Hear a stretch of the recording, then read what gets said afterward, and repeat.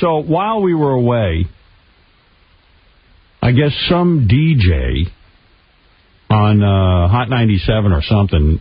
Star? Yeah, whoever that is. I don't know. Star and Buck Wild. Yeah, I know they sent me a letter about a couple of months ago talking about how they want to be movie stars and they're not really competing with me. And I don't even know what it was.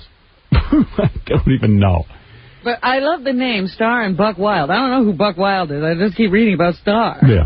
So anyway, one of the DJs got on the air and played a plane crash sound effect of Aaliyah. Aaliyah, the girl who died in the plane crash? Well, he was talking about it, and they did the... Yeah. All right. So the guy got in trouble for it. They suspended him. I think they're going to fire him or something. Well, he's still not on the air. He's still not on the air. So as soon as he's interviewed, what does he say? He goes, well, I grew up listening to Howard Stern, and they're always doing stuff like this, so I thought it was... Notice none of these Howard Stern clones will ever invoke my name and say, hey, he's a huge influence, this is a guy in our industry who I copy, I do everything. What I do is, some of these guys do my bits better than I do because they remember them. I can't even remember them. Yeah, they're still doing them. You've given them up. On any given day, sometimes they're better because they've memorized it. It's like Elvis impersonators sometimes are better than Elvis himself. It's the funniest friggin' thing. I go, hey, that is a good bit. I did that 10 years ago. Those guys remember that. But notice as soon as they get into trouble, these guys, they bring up my name. Yeah, I read that, and I was like...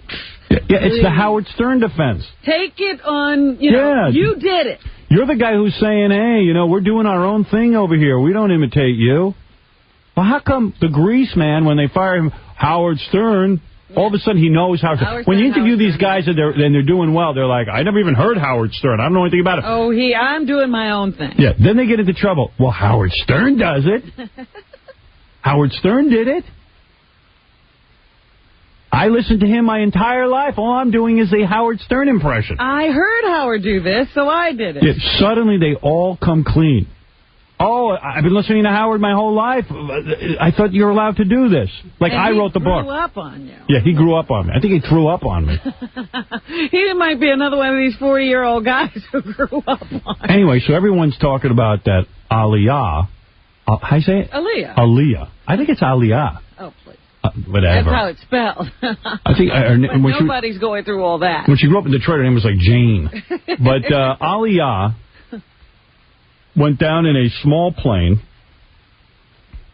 And the reason she went down is, like many people in show business now, they go around with these big, fat, black bodyguards who I don't even know what your training is as a bodyguard. You're just big. If you fall on somebody, you'll hurt. Yeah, but the thing is, and I see this, I go to some showbiz parties, people walk in, anybody who's really big, big star, they walk in with fat black people.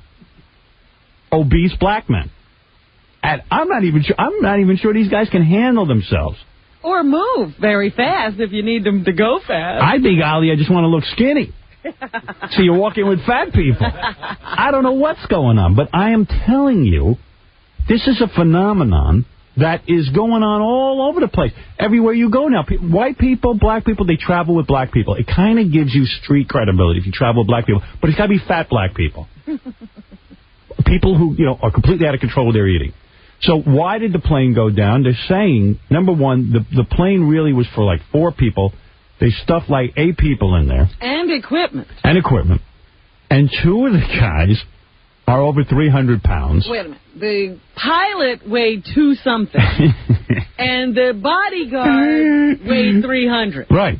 And they 2 bodyguards.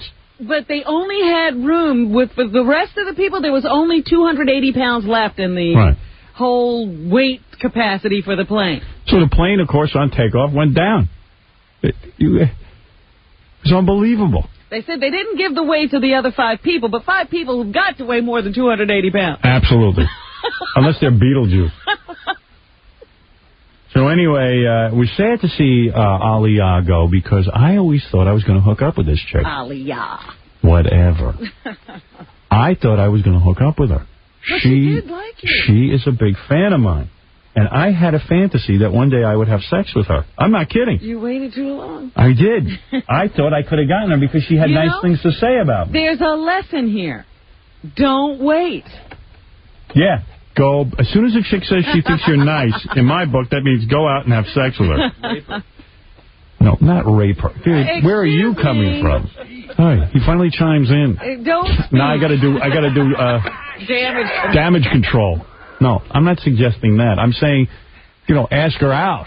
I wonder what he's up to after blurting out a statement like that. At least do it in a funny voice. Yes, you did. Come on. All right, anyway, here's Gary Garver with Aaliyah in her last big interview. How you doing? What's your name? Aaliyah. Aaliyah? Yes. See, I'm right, Aaliyah. No, Aaliyah. No, she just said Aaliyah. You can't hear. She didn't say Aaliyah. What did she just say, Fred? Aaliyah. She said Aaliyah. Aaliyah. No. What's the hardest part about acting? The hardest part about acting, I think just becoming another person, coming out of yourself and being able to be someone that may not be you in your everyday life, Would you ever do full frontal nudity in a movie? Oh, wow. I don't know. Not really thinking about that right now. It would totally depend on the project if it was done tastefully. I don't think so, though, no. Would you ever get breast implants? No. Would you ever pose naked for Playboy? Oh, my God, these questions. I mean, yeah, they're totally out of bounds. I'm saying the purpose. I don't get it. Ball? Pardon?